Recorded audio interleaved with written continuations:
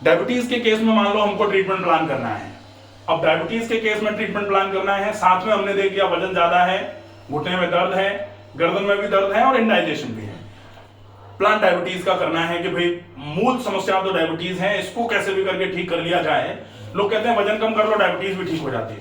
ठीक ही कहते हैं, दिक्कत नहीं है, क्योंकि वजन कम करने के लिए जो जो करना पड़ेगा ना वो सबका सब अपने, क्योंकि वजन कम करने के लिए क्या करना पड़ेगा, अपने पहले प्लान बनाया, वजन को बीएमआर को बढ़ाना पड़ेगा, बीएमआई को कम करना है, मसल की जो इंचेज है उनको कम करना है।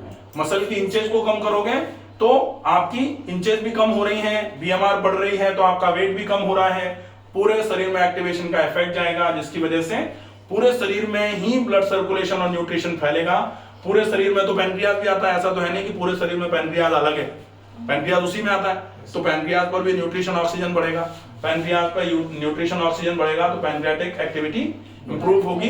पैनक्रियाटिक एक्टिविटी अगर इंप्रूव हो गई तो बीटा सेल्स जो है वो इंसुलिन सीक्रेशन चालू कर देंगी, और जैसे ही बीटा सेल्स ने इंसुलिन सीक्रेशन चालू किया तो इंसुलिन जैसे ही ठीक हुआ, ब्लड में आपकी हाइपरग्लाइसेमिक कंडीशन, शुगर को क्या बोलते हैं, हाइपरग्लाइसीमिया। हाइपर का मतलब क्या होता है, हाइपर मतलब बढ़ा हुआ, नॉर्मल रेंज से ज्यादा।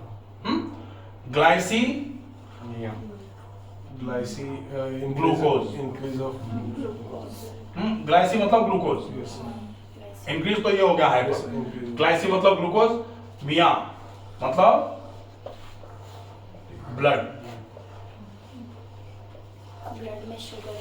ब्लड में ग्लूकोज की मात्रा का बढ़ जाना, हाइपरग्लाइसीमिया। ठीक है, अब ये हाइपरग्लाइसीमिया हुआ, क्यों हुआ, क्योंकि ये जो शुगर है इसको शुगर बोलते हैं, क्योंकि एक ऑर्गन है पूरी बॉडी में इस तरीके का,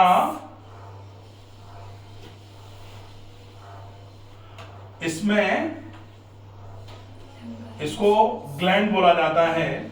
और ये कौन सी ग्लैंड है, ये कौन सी ग्लैंड है, कैसी ग्लैंड है ये ग्लैंड, दो टाइप की होती हैं, हाँ, एंडोक्राइन और एक्सोक्राइन। तीसरे टाइप की कौन सी होती है, दो ही होती हैं वैसे, लेकिन एक कभी ऐसा होता है कि ग्लैंड दोनों का काम कर रही है, एंडोक्राइन भी है और एक्सोक्राइन भी है, इसको क्या बोलते हैं, मिक्सॉइड ग्लैंड। तो पैनक्रियाज कैसी ग्लैंड है, मिक्सॉइड ग्लैंड है, जो एक्सोक्राइन का भी पार्ट प्ले करती है, रोल प्ले करती है, और एंडोक्राइन का भी रोल प्ले करती है। एक्सोक्राइन पार्ट ऑफ पैनक्रियाज क्या है, एक्सोक्राइन पार्ट जो है ना वो क्या है, वो पैनक्रियाटिक सीक्रेशंस, जो पैनक्रियाटिक जूसेस वगैरह निकालती है। ठीक है, पेप्सिन, पेप्सिनोजन जो निकलते हैं वो इधर से आ रहे हैं, वो एक्सोक्राइन पार्ट हो गया। एक्सोक्राइन पार्ट क्या करेगा, यहाँ से पैनक्रियाटिक डक्ट आएगी, और पैनक्रियाटिक डक्ट जो भी बना रही है यहाँ पैनक्रियाज, वो डक्ट सीधा ला करके यहाँ एम्पुला ऑफ बटेर जो होता है ना, उसमें ऐसे करके डियोडिनम में ओपन कर देगी। ठीक है, तो डियोडिनम में आएगा वो सारा जो पैनक्रियाज से आ रहा है वो, और जो इधर से लिवर से गॉल ब्लैडर में, गॉल ब्लैडर से होते हुए जो इधर में आ रहा है, जिसको कॉमन बाइल डक्ट बोलते हैं ये। ठीक है, तो यहाँ से पैनक्रियाटिक जूस आ रहा है, यहाँ से लिवर का बाइल सॉल्ट पिगमेंट सारे आ रहे हैं, और वो मिलकर के पूरा डियोडिनम में चला जा रहा है। ये एक्सोक्राइन पार्ट ऑफ पैनक्रियाज हो गया। एंडोक्राइन पार्ट ऑफ पैनक्रियाज को बोलते हैं आइसलेट्स।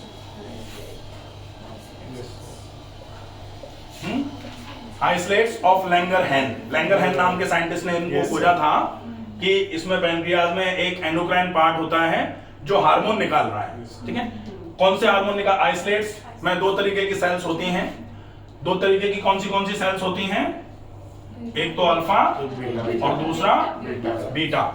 अल्फा सेल्स क्या निकालती हैं, ग्लूकागॉन, और बीटा सेल्स क्या निकालती हैं, इंसुलिन।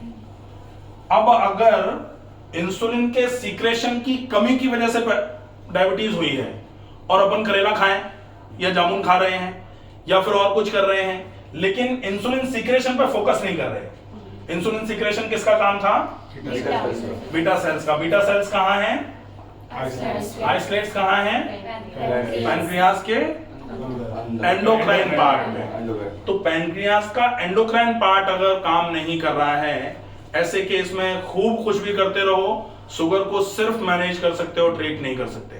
तो शुगर का अगर ट्रीटमेंट करना है in case of type 2 diabetes, ये 2 है, हाँ, टाइप 2 डायबिटीज के केस में अगर आपको शुगर का ट्रीटमेंट करना है तो संभव है, आराम से होता है। कब होगा? टाइप 2 का मतलब क्या है कि इंसुलिन डिपेंडेंसी नहीं आई है अभी, non insulin dependent diabetes mellitus, non insulin dependent diabetes mellitus, NIDDM, ठीक है।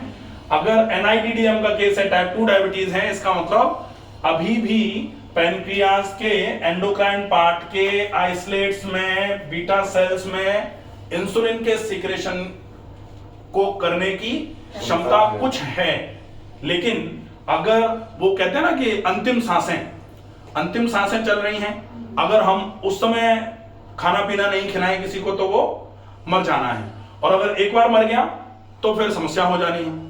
तो अगर अंतिम सांसें चल रही हैं तो हम पैनक्रियाज को थोड़ा सा रेस्ट दे करके अच्छे तरीके से वहां बढ़िया न्यूट्रिशन और ऑक्सीजन पहुंचा करके पैनक्रियाज की एक्टिविटी बीटा सेल्स की बढ़ा सकते हैं, और बीटा सेल्स जैसे ही एक्टिव हो जाएंगे, बीटा सेल्स का काम इंसुलिन सिक्रेशन है, इंसुलिन आना चालू हो जाएगा। इंसुलिन का काम ग्लूकोज के मेंटेनेंस का है, ग्लूकोज मेंटेन होना चालू हो जाएगा। कई लोग, लेकिन अब क्या है, इसको अचीव कैसे करेंगे? तो तीसरे केस में ये जो डायबिटीज का मैनेजमेंट था, यहां हम एम ऑफ ट्रीटमेंट क्या रखेंगे? To enhance insulin secretion from beta cell of isolates of Langerhans of endocrine part of pancreas. ये हो गया, ये कंफर्म है ना? Yes sir. अगर इतना हम समझ गए, अब बीटा सेल्स के एक्टिवेशन के लिए हमको क्या करना पड़ेगा वो हम देखेंगे, प्लान ऑफ एक्शन, कि हमने ये एम बना लिया है, अब उस एम को अचीव करने के लिए प्लान ऑफ एक्शन क्या बना रहे हैं, लाइन ऑफ ट्रीटमेंट क्या रहेगा, वो हम एक्सरसाइज भी करेंगे, वो हम डाइट भी रखेंगे, वो हम ट्रीटमेंट भी रखेंगे नेचुरोपैथी के, ठीक है। तो अब हम यहां से शुरू करें, अभी इसको और ले लेते हैं, सर्वाइकल को। सर्वाइकल के केस में अगर किसी को गर्दन में दर्द हुआ, गर्दन में दर्द होने का मेन रीजन क्या हो सकता है? Compression, muscle weakness. पहला तो अगर पेन है तो डेफिनेटली मसल वीकनेस को पहला पॉइंट दिया जाना चाहिए। मसल वीकनेस कौन सी मसल? जो नेक मसल्स होती हैं, नेक मसल्स जो नेक को सराउंड कर रही हैं, जो आपके स्कल के वेट को डायरेक्ट आपकी वर्टिब्रेज पर पड़ने से रोकें, इंटरवर्टिब्रल मसल्स, ठीक है, इंटरवर्टिब्रल मसल्स वो, प्लस आपकी जो अपर बैक मसल्स हैं वो मसल्स अगर थोड़ी बहुत भी स्ट्रेंथफुल हैं, ऐसे केस में आपका वजन, आपके सिर का वजन जो है वो सीधा यहां, जैसे ये जो वर्टिब्रेज है ना, इन पर नहीं पड़ेगा। अगर वजन ऐसे करके सीधा यहां आता रहेगा, ऐसे मसल लेती रहेगी, मसल ने यहां से वजन उठाया और यहां डाला, ठीक है, यहां आपके फिर से फ्रेमवर्क आ गया, ठीक है, इस पर डाला, बाकी मसल्स ने वेट ले लिया, फिर और नीचे लेते लेते लेते लेते पूरा इस तरीके से वजन जो है ना वो शिफ्ट हो रहा है मसल पे आते आते। अगर मसल ने वेट छोड़ दिया तो डेफिनेटली ऊपर से ही वेट बोन पर आना चालू हो जाएगा, नीचे तक सब कुछ खराब होना है, ठीक है, हाँ, सब गड़बड़ हो जाएगा। तो उस केस में अगर सर्वाइकल स्पॉन्डिलाइटिस किसी को हो रहा है, पहला point two enhance muscular strength. दूसरा, मसल स्ट्रेंथ कम हुआ था, उसका रीजन क्या था भाई? मसल स्ट्रेंथ किसी भी जगह का कब कम होता है?